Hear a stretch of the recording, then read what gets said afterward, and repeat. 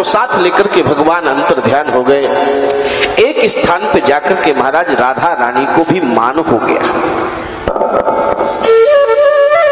उनके मन में भी ये भाव आ ही गया कि मैं सभी गोपियों में श्रेष्ठ हूं, यही कारण है कि कृष्ण मुझे साथ लेकर के आए हैं। और एक जगह राधा रानी ने मेरे ठाकुर से कह दिया कि ठाकुर, मैं तुम्हारे साथ चलते चलते इस वनों में, इन जंगलों में, इन पर्वतों में महाराज थक गई हूं, इसलिए आप मुझे अपने कंधे पर बिठा लीजिए। मेरे ठाकुर ने कहा बिल्कुल बिल्कुल, और एक वृक्ष का सहारा लेकर के महाराज राधा रानी को भगवान अपने कंधे में बिठाने लगे। और जैसे ही राधा रानी ने पांव कंधे में डालने का प्रयास किया, भगवान अंतर ध्यान हो गए, राधा जी को भी छोड़ दिया। संकेत क्या है? भगवान का कोई कितना भी प्रिय क्यों ना हो, लेकिन मेरे ठाकुर को अहंकार अच्छा नहीं लगता। अगर आपके जीवन में जरा सा भी अहंकार का अंकुर आ गया तो मेरा ठाकुर तुम्हें त्याग देगा। मेरे गोविंद तुमसे स्नेह नहीं करेंगे। राधा रानी को भी प्रभु ने त्याग दिया, छोड़ दिया उस समय। और महाराज यमुना पुलिन पर कालिंदी के तट पर गोपांगनाएं विरह व्याकुल होकर के कृष्ण को पुकारती, कृष्ण हमसे क्या गलती हो गई जो तुम हमें छोड़ के चले? कहां गए हो तुम? कहां गए तुम? हाँ नाथ रमण प्रेष्ठ क्वासी क्वासी महाबजा। और यहां तक कि श्री राधिका रानी भी कहने लगी, हे नाथ, हे रमण नाथ, कहां गए आप? और देखो मैं तुम्हारी दासी निर्जन वन में यहां अकेली वृक्ष से लटकी हुई रो रही हूं तुम्हारे लिए। राधा जी पुकार रही हैं, गोवर्धन की गिरि कंदराओं में प्रतिघोष होकर के शांत हो जा रहा है।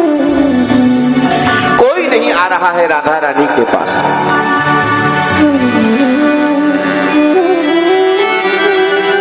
और महाराज ये आवाज जब गोपियों ने सुनी और उस स्थान पे जाकर के देखा कि कोई गोपी कृष्ण को पुकार रही है, और जब जाकर के पास जाकर के देखा तो कोई और गोपी नहीं, साक्षात ठाकुरानी थी। अरे क्या तुम्हें भी वो छलिया छोड़ के चला गया? हाँ। और महाराज तब गोपांगनाओं ने कहा, पुनः पुलिन मागत कालिंद्या कृष्ण भावना। पुनः वापस महाराज यमुना के पावन तट पर आई। बोले जहां जो चीज खो जाती है वही ढूंढनी चाहिए तो जल्दी मिल जाएगी। लखनऊ में चीज खोई हो और ढूंढे कानपुर में तो नहीं मिलेगी।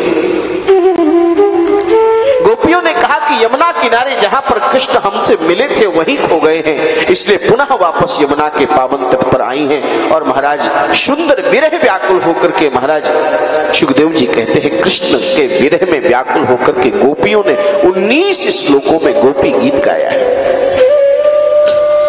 कृष्ण को पुकारती है गोपियां। और महाराज ये गोपियों के दर्द की पराकाष्ठा है गोपी गीत।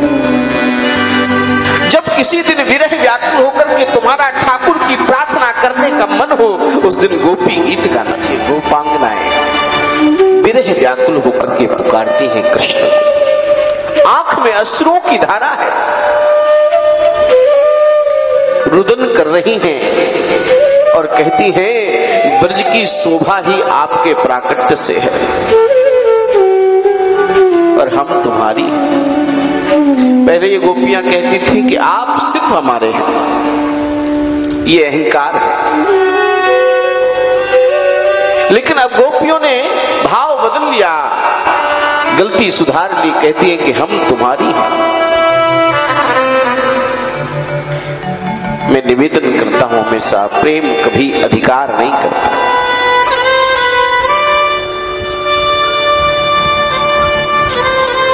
और महाराज प्रेम किसी बंधन में नहीं बनता। गोपियों ने गलती सुधार ली। आकाश त्वयि, हम तुम्हारी हैं। आप हमारे हैं या नहीं हमें नहीं पता, लेकिन हम आपकी हैं, हम आपके प्रति समर्पित हैं, शरणागत हैं हम। और महाराज आपने हमें बचाया है। विष जलापयाद ब्याल राक्षसाद वर्ष मारुताद बैतुदान नाल ब्रसम यात्मजात विष्पतो भया दृशभते वयम रक्षिता मुहु। आपने हमें विष से बचाया, आपने हमें दावानल की अग्नि से बचाया। क्यों बचाया? जब आपको यूं ही मारना था तो उस समय क्यों बचाया?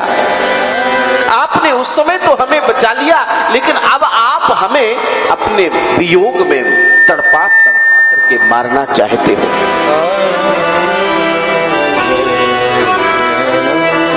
अब आप हमें तड़पा करके मारना चाहते हो। और महाराज इसीलिए कहा कि कोई खुशियों की चाह में रोया। किसी शायर ने एक शेर लिखा कि कोई खुशियों की चाह में रोया, कोई दुखों की पनाह में रोया। अजीब सिलसिला है ये जिंदगी का, कोई भरोसे के लिए रोया, कोई भरोसा करके रोया। और रोना तो सबको है। और महाराज सुखदेव जी महाराज कहते हैं कि दिव्य गोपी गीत गाया है। भगवान के विरह में व्याकुल होकर के, भगवान के विरह में व्याकुल होकर के महाराज ये गोपांगनाएं, ये ब्रज बधुएं, ब्रज वनिताएं महाराज कृष्ण के वियोग में व्यथित होकर के महाराज कृष्ण को पुकारती हैं। और इन गोपियों के विरह भाव से प्रसन्न होकर के महाराज भगवान राशेश्वर का प्राकट्य हो जाता है। बोले राशेश्वर भगवान की जय हो। भगवान राशेश्वर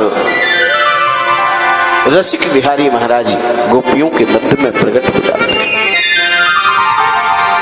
अभिमान त्यागा तो परमात्मा पुनः मिल गया।